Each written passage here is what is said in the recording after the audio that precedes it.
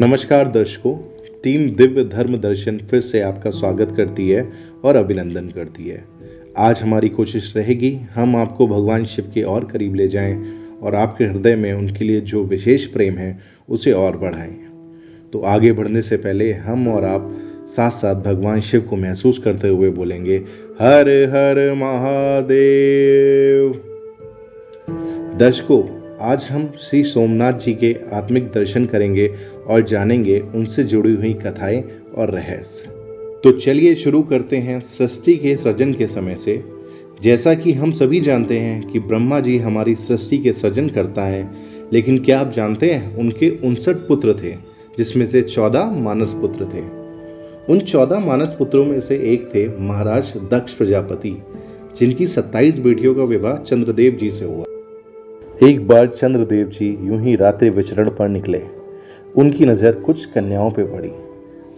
27 कन्याएं जो कि बहुत ही सुंदर थीं, बहुत ही अलौकिक थीं। उनको देखते ही चंद्रदेव जी उनकी तरफ आकर्षित हुए। साथ ही साथ वो सभी युवतियां भी चंद्रदेव जी को देखकर आकर्षित हुईं और मन ही मन चंद्रदेव जी को पति बनाने के लिए सोचने लगीं। सभी कन्याओं के विचारों को जानकर चंद्रदेव जी ने विवाह का प्रस्ताव उनके पिता महाराज दक्ष के सामने रखा। हालांकि महाराज दक्ष इसके पक्ष में नहीं थे और उन्होंने अपनी पुत्रियों को समझाने की बहुत कोशिश करी। उन्होंने पुत्रियों को समझाया, चंद्रदेव एक चंचल प्रवृत्ति के देवता हैं और उनसे विवाह का विचार उत्तम नहीं है। लेकिन जब बेटियां नहीं मानी तो महाराज दक्ष ने सभी का विवाह चंद्रदेव जी से करवा दिया। चंद्रदेव जी को 27 पत्नियों में से रोहिणी से ज़्यादा लगाव था और वो अपना सबसे अधिक समय रोहिणी को देते थे और अन्य पत्नियों को नज़रअंदाज करने लगे, जिसकी शिकायत अन्य पत्नियों ने अपने पिता दक्ष से करी। महाराज दक्ष ने चंद्रदेव जी से मिले और उन्हें समझाने की कोशिश करी, लेकिन चंद्रदेव जी नहीं माने और क्रोध में आकर महाराज दक्ष ने चंद्रदेव जी को श्राप दिया।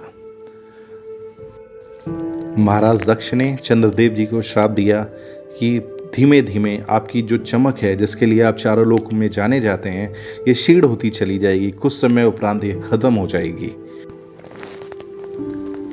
सारे देवता त्राहिमाम करते हुए ब्रह्मा जी के पास पहुंचे और इस श्राप मुक्ति का उपाय पूछने लगे। ब्रह्मा जी ने स्पष्ट शब्दों में बताया कि इसका निदान सिर्फ और सिर्फ देवों के देव महादेव कर सकते हैं और चंद्रदेव से कहा कि वो उन्हें प्रसन्न करें और महामृत्युंजय मंत्र का जाप कर अब इस श्राप से मुक्ति पाएं। चंद्रदेव ने ऐसा ही किया और शिवलिंग स्थापना करने के साथ साथ महामृत्युंजय मंत्र का जाप शुरू किया। चंद्रदेव की घंघोर तपस्या से प्रसन्न होकर भगवान शिव प्रदोष काल में धरती पर प्रकट हुए और चंद्रदेव जी को पुनर्जीवन का वरदान दिया और साथ ही साथ चंद्रदेव को मस्तक पर स्थान देकर उनका गौरव बढ़ाया।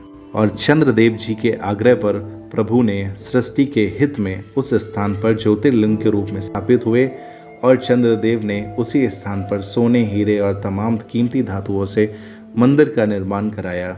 ये स्थान अब गुजरात के सौराष्ट्र में अरब महासागर के किनारे पर स्थापित है। इस प्रथम ज्योतिर्लिंग के दर्शन मात्र से सभी के शारीरिक मानसिक कष्ट दूर हो जाते हैं और मनुष्य सभी पापों से मुक्त हो जाता है। एक बार फिर से बोलिए, हर हर महादेव।